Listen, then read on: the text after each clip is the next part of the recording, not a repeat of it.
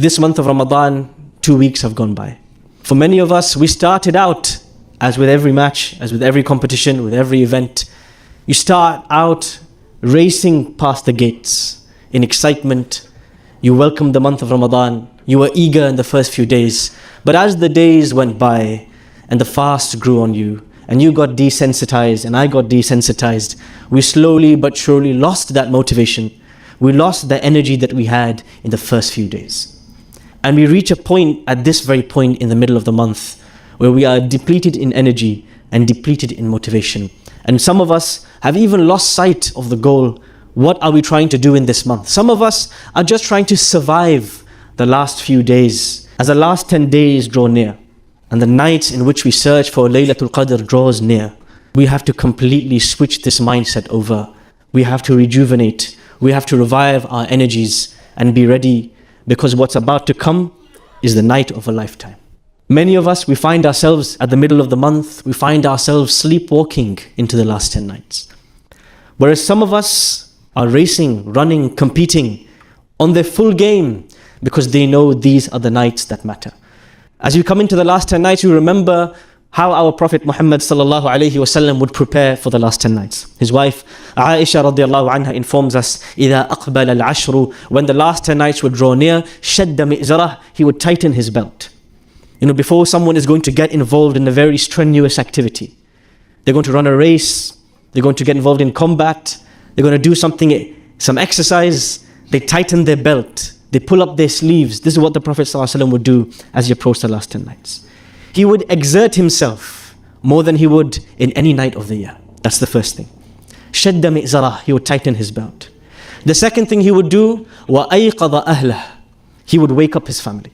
So many times, us as parents, we say, it's okay, they're young, let them sleep, let them snore, let them snooze.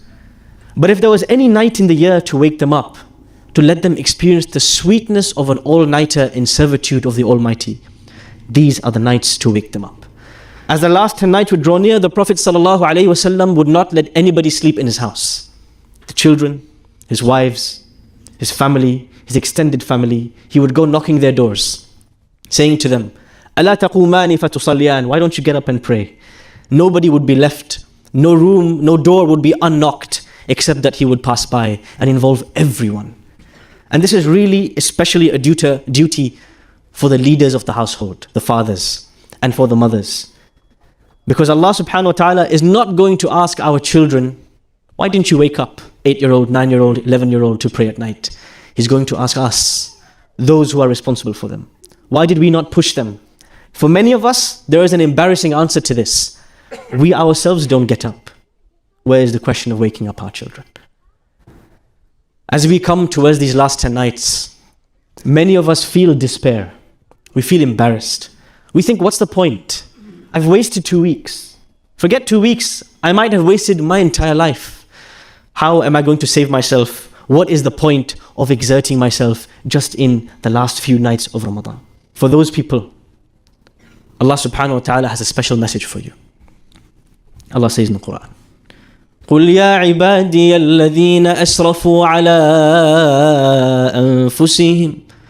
O Muhammad sallallahu alayhi wa sallam, tell my slaves who have gone too far in wronging themselves, those who have lost hope, those who have despaired, those who are beyond repair, those whose MOTs have failed, spiritual MOTs of course. لا تقنطوا من رحمة الله. Tell them to never lose hope in the mercy of Allah. إن الله يغفر الذنوب جميعا. Allah forgives all sins. إنه هو الغفور الرحيم. He is the most forgiving and the most merciful. Many of us, as we enter these last 10 nights, devoid of energy, devoid of hope, we need to remember that message. Whatever our criminal record says in the sight of Allah, it is only a moment of sincere repentance and it can all be wiped clean. We can start with a clean slate. This is the spirit of the last 10 nights. As when the Prophet ﷺ is asked by his wife Aisha radiallahu anha, if I am to find Laylatul Qadr, we don't know which night, most likely one of the odd nights, but we don't know which, what should I say? It's like if I end up one day standing in front of the king or the queen or the prime minister, I'm going to find myself speechless. Give me a script. What should I say? And in that moment, the Prophet ﷺ tells her, if you find yourself in that night, Laylatul Qadr, then you should say, Allahumma innaka afuwun. Oh Allah, you are the only one able to wipe away all of my sins. Tuhibbul afwa, and you love to do so. Fa'afu anni, please erase, wipe clean all of my sins. Be ambitious. As we come to the last 10 nights, we are not asking somebody with limited capital, with a small bank account, with limited reserves. We're not asking someone who is facing the cost of living crisis. We are asking the Almighty who owns the heavens and the earth. Why be modest in our request? The Prophet ﷺ says to his companions, إِذَا سَأَلْتُمُ اللَّهَ, if you get a chance to ask Allah for something, فَاسْأَلُوهُ الْفِرْدَوْسِ, don't ask Him for the basement of paradise. Don't ask Him for the ensuite studio accommodation of paradise. Ask Him for the penthouse. Ask Him for Al-Firdaus. Ask Him for the greatest part of paradise. Don't be modest. Don't be shy, because you are asking the one who owns the heavens and the earth. This is the attitude with which we should go into the last 10 nights. We are going to a sale, an offer, a one-time offer, in which 83 years worth of deeds can be gained and a lifetime worth of sins can be forgiven. How merciful of Allah to even grant us that opportunity. And I want to end this khutbah sharing with you this story in hopes that it will give us food for thought. This man, Abu Hurairah radiallahu anhu, he accepts Islam in the 7th year Hijri. That means after he accepts Islam, he only has 3 to 4 years in the company of the Prophet Muhammad sallallahu alaihi wasallam before the Prophet sallallahu alaihi wasallam passes away. 3 to 4 years. For a moment, think about everything he has missed. He has missed the battle of Badr, the battle of Uhud, the battle of the trench, the great battles, the great wars, the great moments. How many years he missed the company of the Prophet ﷺ? 17 years he did not experience a moment with the Prophet ﷺ. And he's come now at the very end of the Prophet's life, the last minute, the last 3 years, and he's accepted Islam. One might think, in 3 years, what is this man going to do? What's he going to learn from the Prophet? What's he going to achieve? And then he turns around and he shocks us all. And he becomes the greatest narrator of hadith that the world has ever seen. 3 to 4 years in the company of the Prophet ﷺ. And he narrates roughly 12,000 ahadith. It's like when you're watching a match and you get that substitution at the last 5 minutes and that substitute scores all the goals. That last over of the match when all the runs are scored. It takes a man who knows the value of time.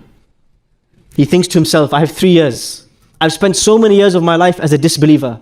In these 3 years, this was his mandate, his mission. I am not going to part ways with Muhammad sallallahu alaihi wasallam for even a single minute. I am going to memorize everything he says, every movement. To the extent, Abu Hurairah used to watch the Prophet's silences and ask him, why were you silent for that one moment? One day he asked the Prophet, أَرَأَيْتَ سُكُوتَكَ بَيْنَ التَّكْبِيرِ وَالْفَاتِحَةِ مَا تَقُولُ?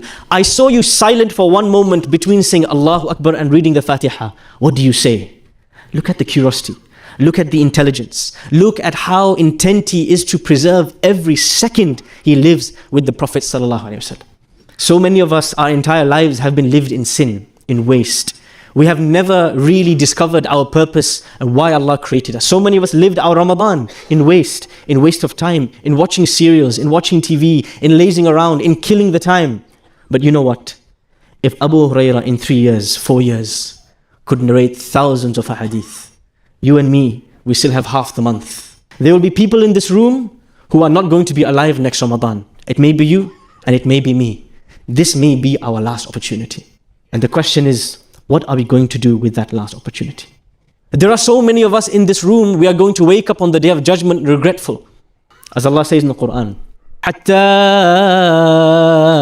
إِذَا جَاءَ أَحَدَهُمُ الْمَوْتُ قَالَ رَبِّ ارْجِعُونَ. When death comes and it comes with no appointment, we will exclaim, Oh Allah, send me back. رَبِّ ارْجِعُونِ لَعَلِّي أَعْمَلُ صَالِحًا فِيمَا تَرَكْتُ. Oh Allah, send me back to the world so that I can do all the good that I missed out on. What's Allah's response? كَلَّا إِنَّهَا كَلِمَةٌ هُوَ قَائِلُهَا. You are speaking empty words, my friend. وَمِن وَرَائِهِمْ بَرْزَخٌ إِلَى يَوْمِ يُبْعَثُونَ. Now face the torment which is awaiting you. How many of us will be saying those words of regret on the Day of Judgment? Oh Allah, send me back. Give me extra time. Extension, please. I didn't do enough. I didn't use my time well. I had that last Ramadan, but I slept through it. I played PlayStation. I wasted my time. Death comes, it doesn't come with an appointment. This might be our last Ramadan. The last 10 nights we stand in front of Allah. Let us stand in front of Allah in a way where we can stand in front of Him on the Day of Judgment and say, I did justice to every night in those last 10 nights. I did justice to those days that were the weekend and the bank holiday. I had no excuse. I stood the night. I sweated, I cried, my feet were swollen, and I did it for you. Will we be able to say that to Allah on the Day of Judgment? Or will we be of those begging to ask Him to send us back?